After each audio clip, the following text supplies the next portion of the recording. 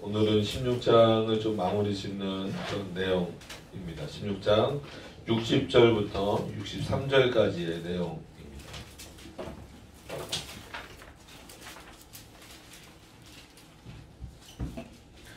제가 봉독해 드리도록 하겠습니다. 구약성경 1173페이지쯤에 있습니다. 그러나 내가 너희 어렸을 때에 너와 세운 언약을 기억하고 너와 영원한 언약을 세우리라. 내가 내 형건 아우를 접대할 때에 내 행위를 기억하고 부끄러워할 것이라. 내가 그들을 내게 딸로 주려니와 내 언약으로 말미암음이 아니니라. 내가 내게 내 언약을 세워서 너로 나를 여호와인 줄 알게 하리니 이는 내가 내 모든 행한 일을 용서한 후에 너로 기억하고 놀라고 부끄러워서 다시는 입을 열지 못하게 하려 함이니라. 나 주 여호와의 말이니라 하셨다 하라. 아멘. 에스겔서는 잘 아시는 대로 이스라엘 백성들이 하나님의 말씀을 온전히 듣지 못해서 그리고 잘 따라가지 않아서 중요한 것은 뭐냐면 온전히 선포되지 않았기 때문에 안 듣는 게 아니라 온전한 말씀이 선포됨에도 불구하고 그 말씀을 안 들었다라는 게 문제예요. 그러니까는 구약시대에 보면 하나님의 말씀이 올바로 선포되지 않았던 때도 있었지만 하나님의 말씀이 올바로 선포되고 있음에도 불구하고 하나님의 말씀을 제대로 선포되는 하나님의 말씀을 듣지 못하고 있었던 때가 있었다라는 겁니다. 그러니까 에스겔은 이 두 어떤 그 시대를 나눠놓고 봤을 때에는 어느 시대에 해당하냐면 에스겔 선지자를 통하여서 하나님의 말씀이 전해지던 시대였기 때문에 하나님의 말씀이 전해지던 시대예요. 바른 말씀이. 그러나 이스라엘 백성들은 그 바른 말씀을 듣지 않았기 때문에 하나님으로부터 형벌을 받을 수밖에 없는 상태다라고 하는 겁니다. 그래서 첫 장부터 이스라엘 1장부터 뭐 지금 이제 16장까지 오고 앞으로도 이제 계속 진행이 될 텐데 끊임없이 반복되는 내용이 뭐예요? 이스라엘을 향하여서 하나님이 심판하시는 내용입니다. 그러니까 앞으로 예고, 이렇게 심판하실 거다라는 예고와 더불어서 또 이미 실행되고 있는 그런 여러 가지 형벌들까지 다 합쳐져 있습니다. 그래서 때로는 그걸 비유로 들기도 하시고 아니면 뭐 이렇게 직설적으로 말씀하시기도 하시고 때로는 권유하시기도 하시는 어떤 그런 방식을 사용하시는 거죠. 근데 오늘 말씀과 같이 이렇게 중간중간에 또 보면 마치 그런 이스라엘을 회복하시려고 하는 내용들이 보여요. 그랬을 때 여러분들이 오해하지 말고 보셔야 되고 들으셔야 되는 내용들은 뭐냐면 하나님께서 이스라엘 전체를 향하여서 형벌을 내리시겠다라고 하는 것은 어떻게 보면 에스겔 1장부터 마지막 절까지 변하지 않아요. 그 하나님의 뜻은.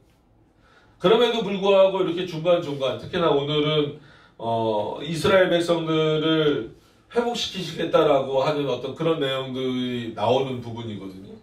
언약을 통하여서 너희가 언약 백성임을 잊지 말아라 이런 내용들을 통하여서 그래서 왜 이 패역한 이스라엘 즉 하나님 앞에서 그 말씀을 떠나 살고 있기 때문에 패역하다라고 말씀하셨고 가증스럽다라고 말씀하셨고 하나님의 뜻으로부터 멀리 떠났다라고 말씀하셨고 너희들은 내 말을 듣지도 않는다라고 말씀하셔서 이 형벌을 이런 수많은 형벌들을 내가 내릴 것이다라고 말씀하셨음에도 불구하고 왜 갑자기 또 회복에 대한 내용을 말씀하실까?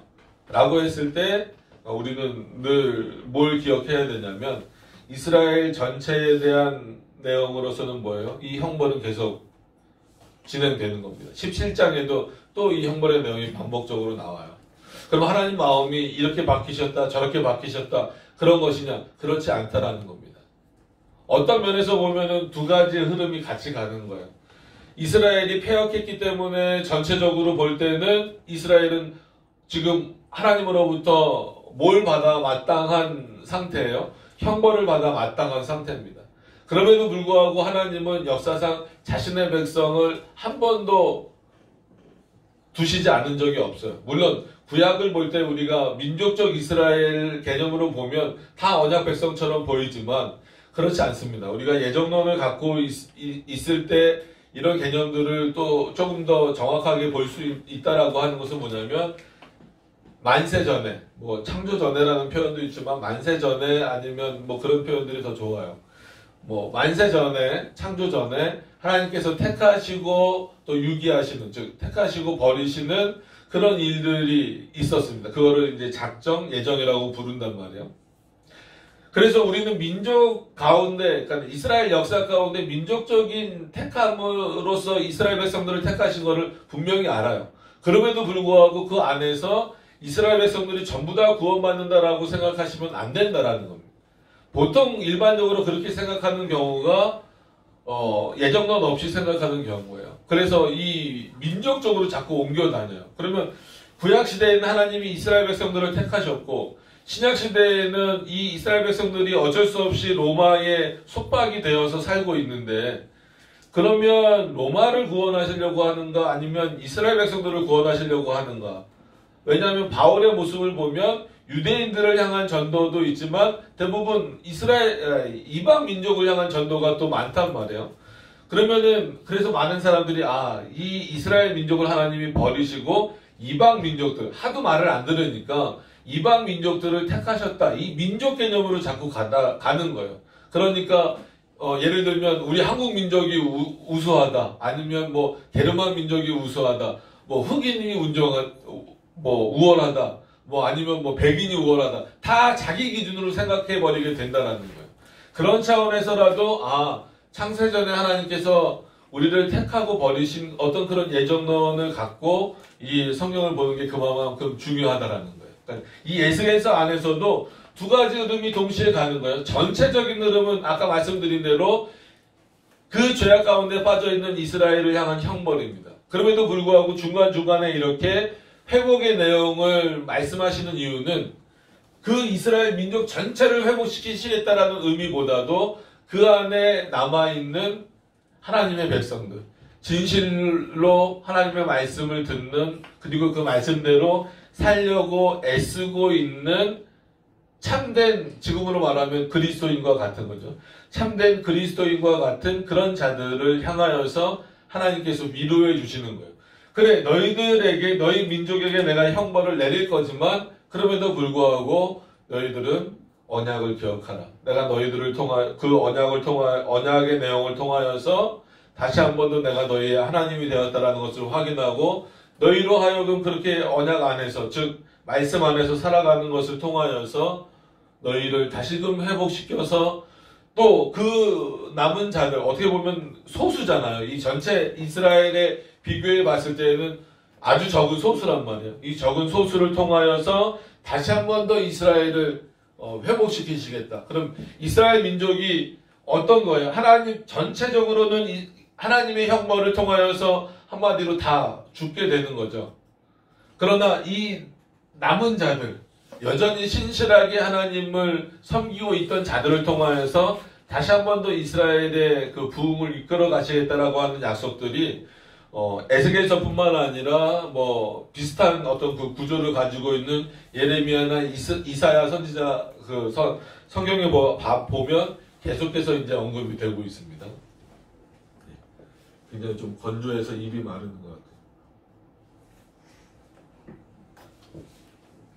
그런 차원에서 볼 때 오늘도 갑자기 하나님이 마음이 바뀌셔서 이스라엘 전체를 회복하시려고 이 말씀을 하시는구나라고 생각하시면 안 되고, 그 남아있는 자들, 즉 신실하게 어느 시대에나 믿고 있는 자들. 그래서 칼빈의 표현을 빌리면 하나님은 자신의 백성을 안 두신 적이 없다. 어느 시대에나. 그래서 우리가 뭐 중세 천년의 암흑기라고 말하는 그 기간 동안에도 그렇고 어느 시대나 마치 하나님의 백성이 보이지 않는 그 시대에도 하나님 자신의 백성을 어떤 형식으로든지 남겨두셨다라고 하는 거예요. 그래서 그 명맥이 쭉 이어져 가도록 하셨다라고 하는 겁니다.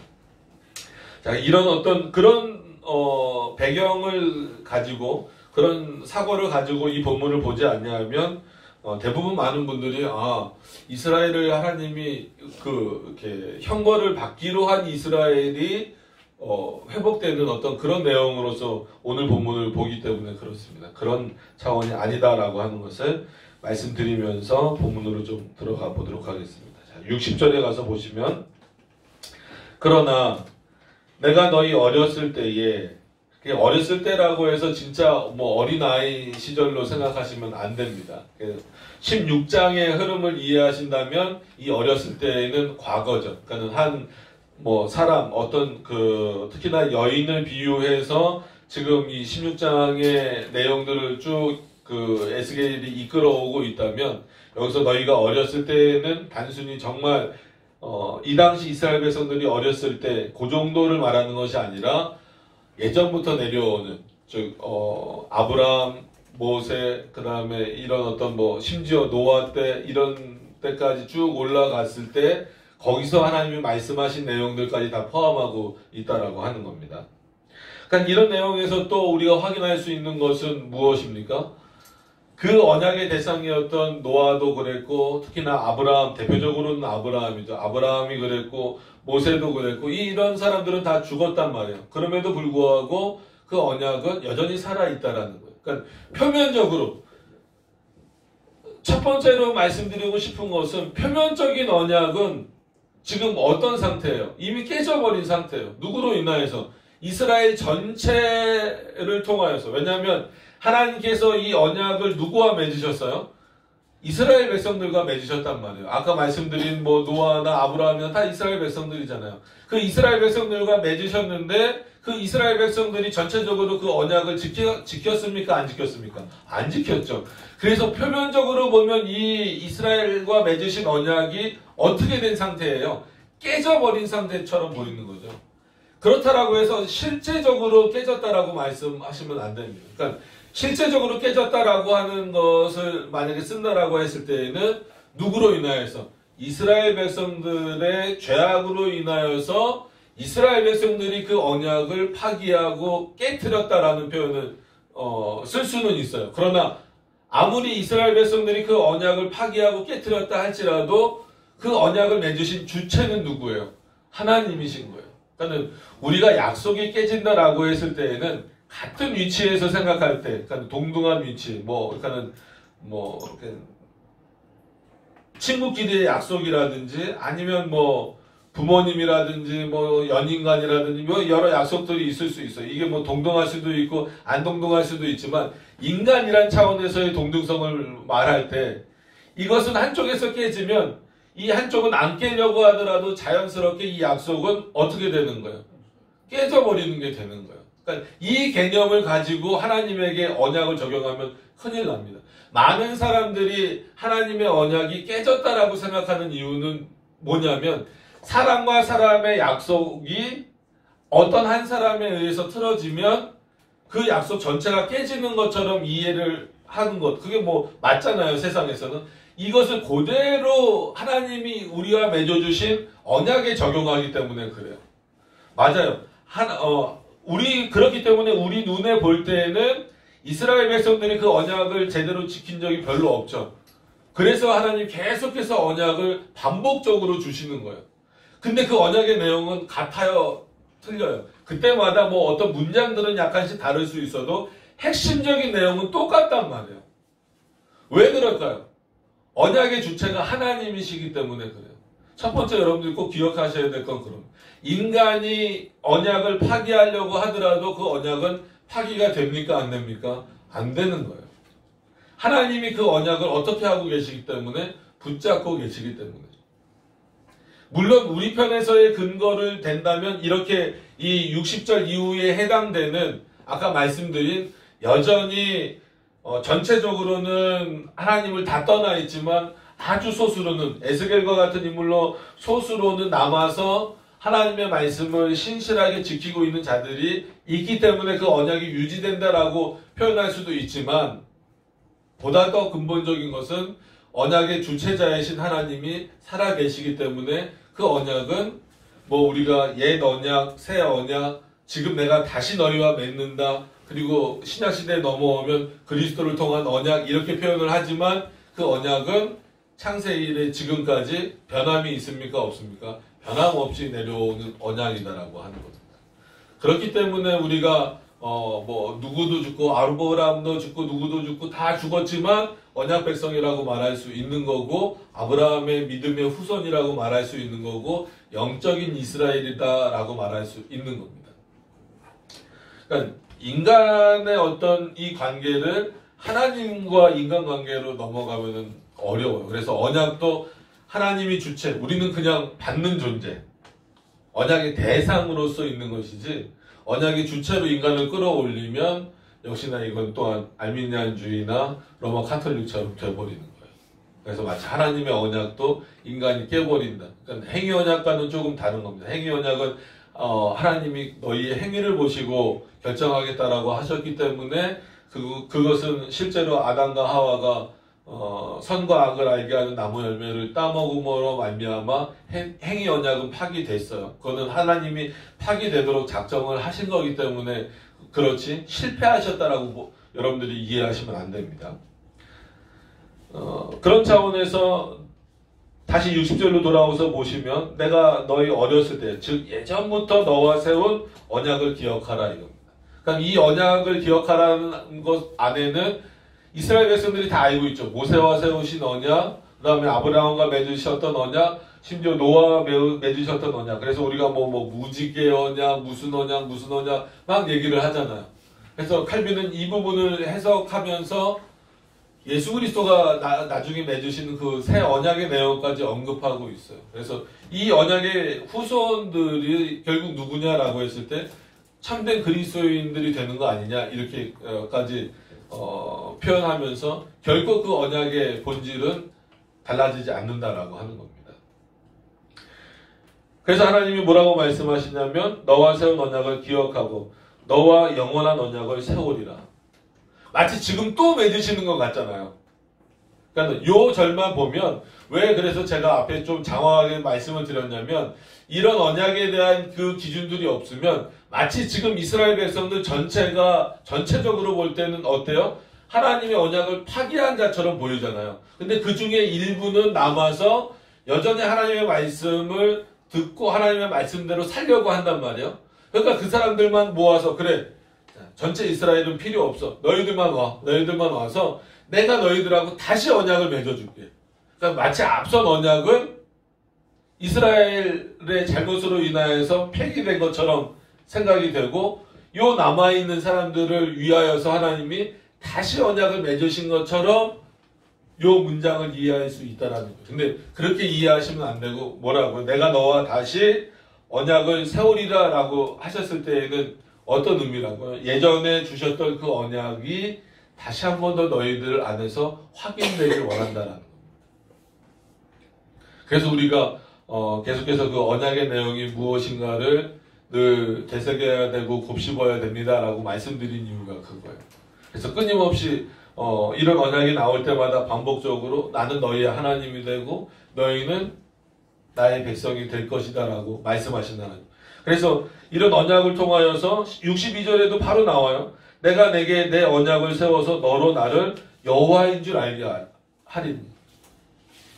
그럼 언약을 통하여서 여호와를 알게 하는 방식은 뭐예요? 언약의 내용도 그렇죠. 뭐 십계명으로 대표되지만 그 언약의 내용을 통하여서도 우리는 하나님을 지식적으로도 알 수 있고 실제 생활 면에서도 알 수 있어요. 더 나아가서 그런 하나님을 안다라는 건 뭐예요? 언약을 주신 자가 누군가라고 하는 것에 대해서 분명히 알게 된다는 차원입니다. 그렇기 때문에 이 언약의 핵심적인 내용은 뭐예요? 하나님을 아는 것에 있더라는 거예요. 우리가 십계명을 지키는 이유도 뭡니까? 십계명을 영원한 도덕법이라고 말해서 지켜나가는 이유도 이것을 지킴으로 말미암아 누구를 알아가는 거예요? 하나님이 누구신지 아는 거예요. 물론 하나님의 영광 돌리는 게 우선이지만 그럼 우리가 언약의 백성이 되었다라고 하는 것을 깨닫는 것도 결국 누구를 아는 거예요? 하나님을 알아가는 차원이다라는.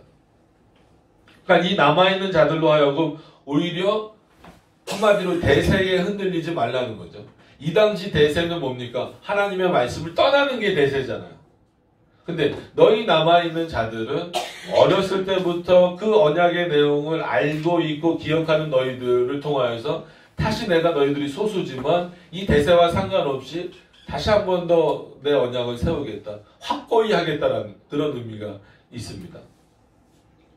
그래서 어느 시대나 이런 것들을 보면서 하나님의 백성은 진정한 하나님의 백성은 소수가 될 가능성이 많다. 그러니까 17세기와 같이 좀 풍성한 시대가 있었지만 과연 그런 시대가 다시 올까라고 하는 것에 대해서는 많은 신학자들이 좀 비관적으로 보잖아요. 그렇다고 우리가 뭐 전도를 늦추거나 이래서는 안 되지만 전체적인 면을 볼 때 이제 그렇다라고 하는 겁니다. 그래서 61절에도 비유지만 16장에 들었던 비유가 계속 이어지는 겁니다. 그래서 두 번째 내용으로 보시면 도대체 이 언약을 그럼 회복하게 하셔서 어떤 일을 하게 하시려고 하시는가라고 보면 61절에 이렇게 나오죠. 내가 내 형과 아우를 접대할 때에, 그래서 지난 시간에 우리가 바로 봤었어요. 형과 아우가 누구였어요? 소돔과 고모라와 그 다음에 한 명 또 뭐였죠? 기억이 안 나시네요. 바로 위에 있었는데 여러분들 그럼 지난 시간 이 내용을 살펴보세요.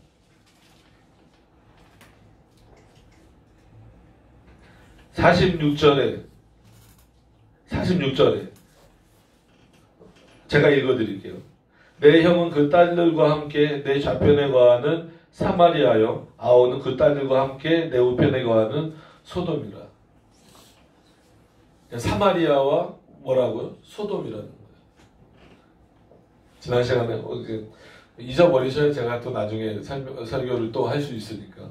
그러니까 이렇게 이해를 하셔야 돼요. 갑자기 내 형과 아우 그러니까 이스라엘 민족 자체 안에서 형 아우 어떤 지파를 얘기하나? 그게 아니라 16장 전체에서는 이 형과 아우를 어떻게 비유하고 있냐면 소돔과 고모라, 그 다음에 사마리아 이렇게 비유를 하고 있습니다. 그래서 내가 내 형과 아우를 접대할 때에 내 행위를 기억하고 부끄러워할 것이라. 그러니까 너희가 잘못했다라는 것이 아니라 그들을 접대하는 것 자체가 얼마나 그들이 부끄러운 일을 지금 하고 있는가. 우리가 지난 시간에 본 것처럼 소돔과 고모라 그리고 사마리아는 얼마나 그 하나님으로부터 그 형벌을 받은 그 지역입니까? 또 민족이고. 근데 이스라엘 백성은 그들보다 더하다라는 평가를 들었단 말이에요. 그런 차원에서 볼 때 언약을 기억하고 있는 너희들이라고 한다면 그들을 향하여 어떤 그 관계를 맺거나 그들과 이렇게 함께 할 때에 부끄러움을 좀 느낄 수 있어야 된다는 거예요. 그 부끄러움은 어떤 부끄러움이요? 하나님의 말씀을 지키지 못한 것에서 오는 그 어떻게 보면은 심각한 그 죄에 대한 인식과 더불어서 하나님의 언약으로부터 이 이스라엘 백성들이 얼마나 멀어졌는가. 심지어 형과 아우로 불러지는 이 소돔과 고모라 그리고 사마리아보다 더 큰 죄를 저질렀다라고 표현하고 있는 말씀하셨는데 그런 어떤 이스라엘 백성들 중에서 이렇게 그 골라내셔서 언약을 다시 세우신 그들을 통하여서 그들을 접대하는 것을 부끄러워할 것이다라는 표현으로 말씀하고 계시다라는 거예요. 그래서 이 부끄러워함이 참 어떻게 보면 참된 신자는 알 수 있어야 된다는 거죠. 그러니까 어느 시대나 마찬가지입니다. 그래서 설교에서 적용이 중요한가 아닌가는 늘 설교를 가르치는 교수님들마다 또 아니면 설교를 하시는 목사님들마다 서로 이제 의견이 분분하지만 어떨 땐 적용이 필요하기도 하고 어떤 본문은 또 그냥 그 본문 자체로서의 의미가 있기도 하지만 오늘 이 내용을 좀 적용한다 보면 한다라고 한다 그러면 어떻게 적용할 수 있을까요? 지금도 하나님의 백성으로 산다는 사람들은 많은데 정말 이 언약을 지켜나가면서 즉 그리스도의 말씀을 듣고 사는 자로서 참된 그리스도인으로서 그래서 우리가 늘 표현할 때 참된 그리스도인은 어떻게 표현을 합니까? 그리스도에게 접합된 이런 표현들을 많이 쓰잖아요. 우리가 소유문답 그 성찬이나 이런 부분을 통하여서 많이 또 봤고 그리스도와의 연합 부분에서도 그런 것들을 이해를 했습니다. 그래서 그렇게 그리스도와 연합되어져 있는 자들의 눈으로 볼 때는 많은 그리스도인들이 있지만 그들을 이렇게 뭐 부끄러워한다 이거보다도 그들이 하는 모습들이 하나님의 말씀으로부터 많이 떠났다라고 하는 것을 이 부끄럽다라는 표현을 통하여서 확인하는 거예요. 그렇구나. 그러니까 내가 다시금 어디로 돌아가야 되는구나. 이 부끄러움 없이 하나님 앞에 나가려면 그가 맺어주신 언약의 핵심적인 내용으로 돌아갈 수밖에 없겠구나 라고 하는 겁니다.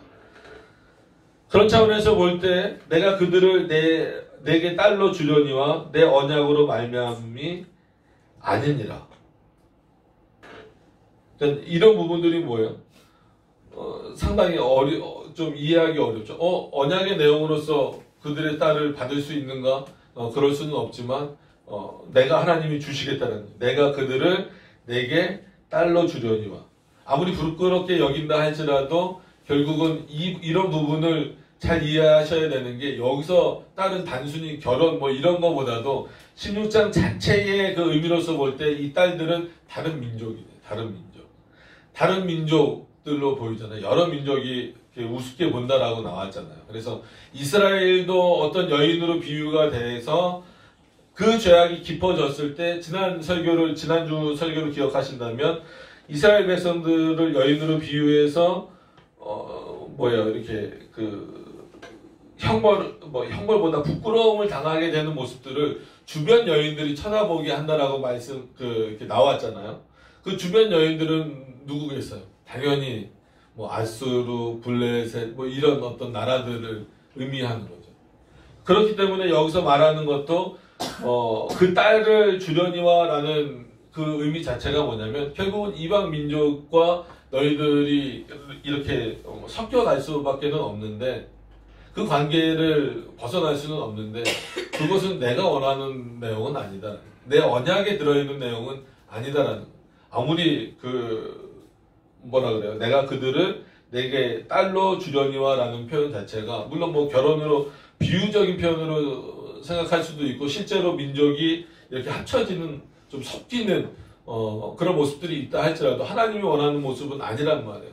하나님께서는 언약 백성 그대로가 좀 유지되길 원하신 게 하나님의 뜻이란 말이에요.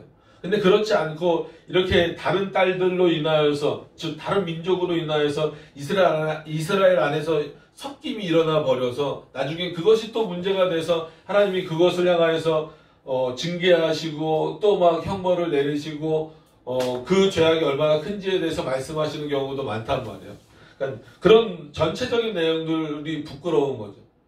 그러니까 이 부끄러운 걸 깨닫는다라고 하는 것 자체가 어떤 차원에서는 상당히 중요한 부분이에요. 그래서 이 61절은 어떤 의미에서는 뭐 하라는 거예요? 직접적으로 표현되어 있지는 않지만 이 부끄러움을 느끼면서 또 하나님의 언약을 기억하면서 우리의 죄악이, 물론 여기 이 말씀을 듣는 대상은 그렇지 않다 할지라도 이스라엘 전체가 하나님을 떠났다라고 하는 것을 깨닫고 뭐 할 수 있게 만드시는 거예요? 회개할 수 있게 만드시는 거예요. 그 부끄러움의 깊이가 더 깊음을 알면 알수록 회개할 수밖에 없는 거죠. 그러면 지금 이 시대에도 마찬가지예요. 나는 그래도 하나님의 말씀대로 잘 살려고 노력하는 분들이잖아요. 그럼 나는 괜찮으니까. 나는 그래도 개혁신학을 배우려고 하고 또 이 개혁신학대로 예배 드리려고 하고 또 이것을 삶에서 구현해내려고 하니까 그냥 나는 괜찮아. 저 사람들은 어떻게 되든지 내가 그것까지 신경 써?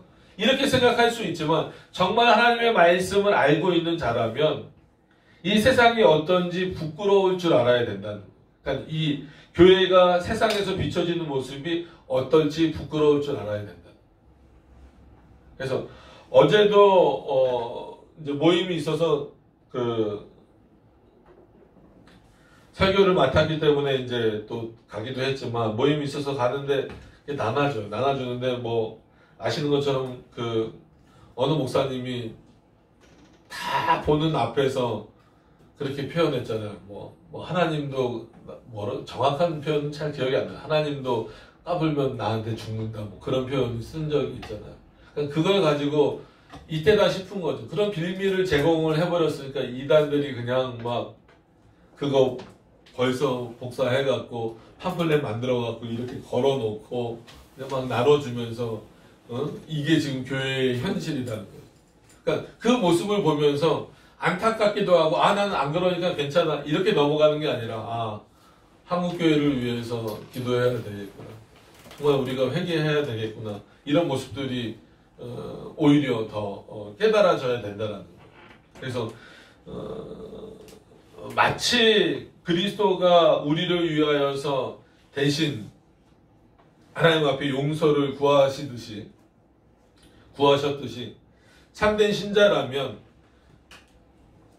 이스라엘 전체를 위하여서 그들의 죄악을 위하여서 회개할 수 있어야 된다는 거예요. 그래서 여러분들 많이 알고 계신 것처럼 예레미야 선지자를 어떤 선지자라고 우리가 많이 불러요. 눈물의 선지자라고 부르잖아요. 그래서 심지어 애가까지 그 표현이 됐잖아요. 나중에 그냥 뭐 예레미야서에다가 그냥 애가를 합치면 되는데 굳이 애가를 또 떨어뜨려 놓은 것은 그만큼 예레미야의 슬픔에 대한 표현이 나온 거란 말이에요. 그러면은 뭐 때문에 슬펐을까요? 예레미야 스스로는 예레미야 자체만 놓고 보면 하나님을 그만큼 섬길 수 있는 사람도 없단 말이에요. 그럼에도 불구하고 예레미야가 그렇게 울었던 이유는 실제로도 울었고 마음으로도 울었고, 그러니까 예레미야가 그러잖아요. 마음으로도 울고 실제로도 하나님 앞에서 울었던 그 이유가 뭐예요? 패역한 이스라엘 때문이라는 거예요.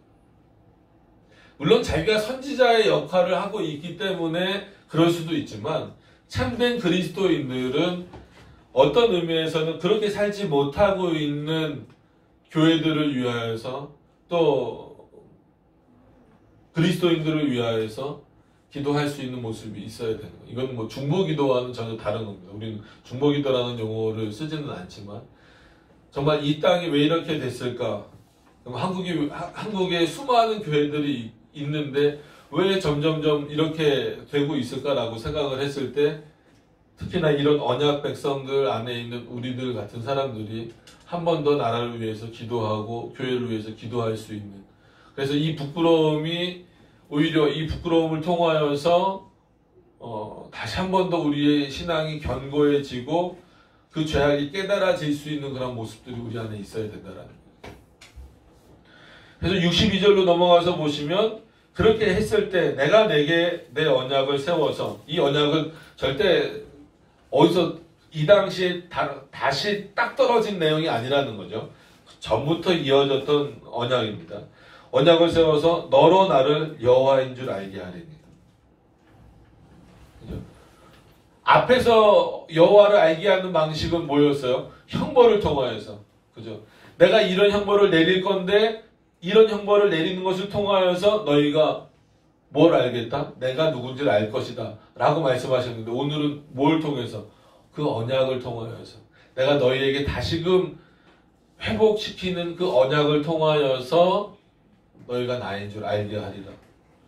택하신 자들을 대하시는 방식이 전혀 다르잖아요.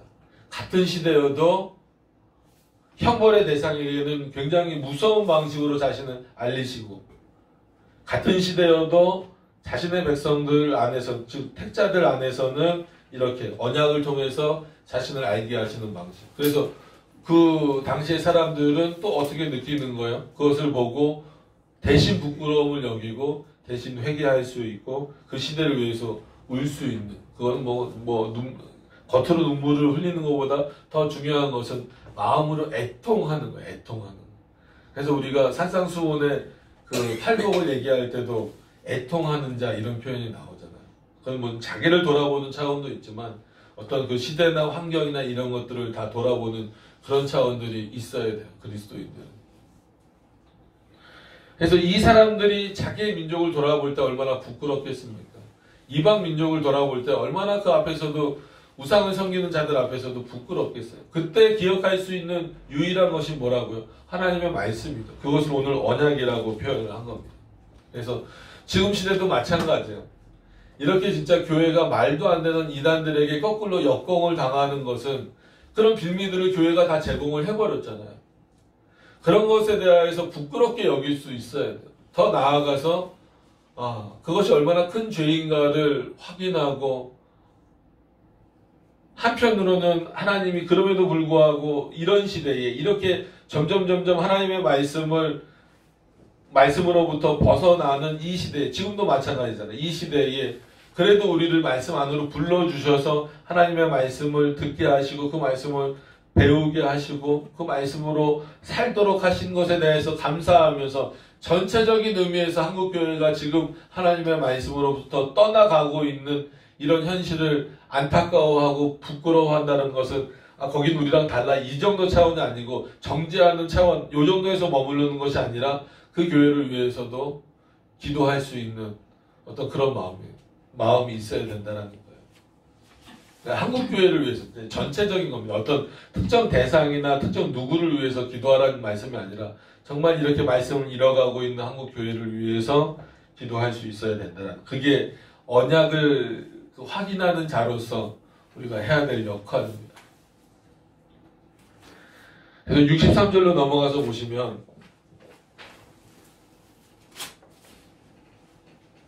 그래서 오늘 말씀을 드리면 첫 번째로는 아까 말씀드린 대로 언약의 내용을 확인하라는 거고, 두 번째로는 회개할 수 있는 그 내용들을 언약을 통해서 주셨다는 거고, 세 번째는 그 언약을 통해서 여호와가 누구신지 분명히 더 알아간다라는 겁니다.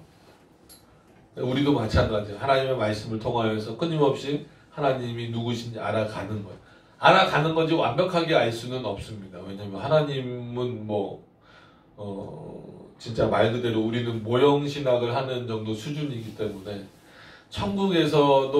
천국에서조차도 하나님을 100% 안다? 이거는 솔직히 불가능한 거란 말이에요. 많은 분들이 천국에서는 100% 알겠지. 그렇지 않습니다. 천국에서도 워낙 그 광대하신 분이기 때문에 그가 우리에게 알려주시는 만큼 지금보다는 더 분명하고 선명하게 알 수 있겠지만, 그럼에도 불구하고 천국이라고 할지라도 우리가 하나님을 다 알 수 있는 그런 존재는 아니단 말이에요. 이 땅에서 하나님이, 그렇기 때문에 이 땅에서 하나님이 주신 이 말씀 안에서 하나님을 찾아가는 것이 얼마만큼 중요한지를 꼭 기억을 하셔야 됩니다. 63절로 가서 보시면 결론적인 부분이 되겠죠. 이는, 내가 이렇게 너희들에게 얘기하는 이유는 내가 내 모든 행한 일을 용서한 후에 너로 기억하고 놀라고 부끄러워서 다시는 입을 열지 못하게 하려 합니다. 이거는 마치 그냥 입을 다물고 있어라 이게 아니라 다시는 그런 죄악으로 너희가 빠지지 않게 하기를 원한다 라고 하는 그런 의미가 담겨져 있는 겁니다. 그래서 이런 내용들을 보면서 여러분들이 기억하셔야 될 것은 다시 한번 또 언약의 내용이 뭔가를 확인하면서 그 내용을 하나하나 곱씹으면서 내가 그렇게 살지 못했던 부분들, 왜냐하면 아무리 이 사람들이 구별되어져 있다 할지라도 그건 하나님 안에서의 구별이지, 생각해 보세요. 다 섞여 있어요. 이렇게 다 예를 들어서 이렇게 다 섞여서 살아가고 있는데, 섞여서 살아가고 있어요. 그래서 이 전체적인 이스라엘은 형벌을 받을 수밖에 없는 상태예요. 근데 섞여 있는 중에서 다른 색깔이 없습니다. 예를 들어서 이런 하나님의 택하신 자들이 군데군데 있어요.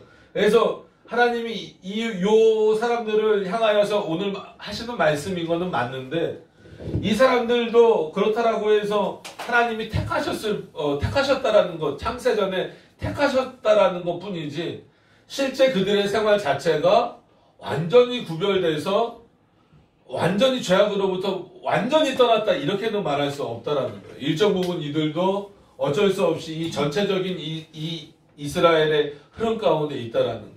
그러니까 하나님의 백성이기 때문에 구별되어서 하나님의 말씀을 들으려고 하고 또 에스겔의 말이 옳다라고 생각을 하고 그대로 살려고 하지만, 한편으로는 어떤 부분이 또 있는 거예요. 이 세상과 계속해서 접촉하는 부분, 즉 어떻게 보면 이스라엘 안에서 그 잘못된 그 부분과 계속 접촉되는 부분들이 있기 때문에 그런 부분에 대하여서 부끄럽게 너희가 여기라는 거예요.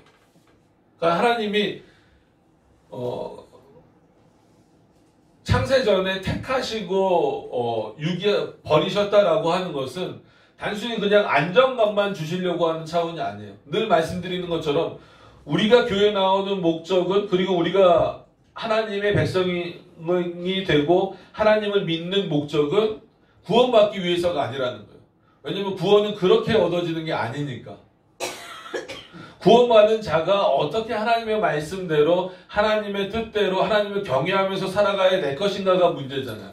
근데 지금 이 사람들은 여기 이제 동그라미로 표현을 돼 있는 사람들을 향하여서 오늘 말씀하시는 건데, 그럼 그런 말씀들을 듣고 있는 이 사람들이 완전히 하나님의 백성답게 살고 있지는 못한다라는 거예요. 그들 안에서도 때로는 잘못된 모습이 보이고, 그렇기 때문에 이런 내가 행한 모든 일을 내가 용서하겠다. 분명히 이들과 같은 죄를 이 사람들도 졌을 거란 말이에요. 그럼에도 불구하고 내가 너희들은 용서하겠다. 왜? 왜 그럴까요? 기독교 ABC 할 때 좀 더 말씀드리겠지만, 왜 했을 때 우리 안에서 원인을 찾으려고 하시면 안 됩니다. 하나님이 택하셨기 때문입니다. 이걸 잘 몰라요. 내가 열심히 회개하니까, 내가 죄악을 깨달았으니까. 죄악을 깨닫는 것조차도 하나님이 알려주시지 않으면 안 되는 거예요. 이 사람들이 조금 더 나았겠죠. 그죠? 전체적인 면을 놓고 봤을 때 오늘 이 60절부터 63절에 해당하는 사람들이 조금 더 낫긴 했겠죠. 다른 전체적인 이스라엘에 비해서. 그러나 그것 때문에 그들의 죄가 용서되나요?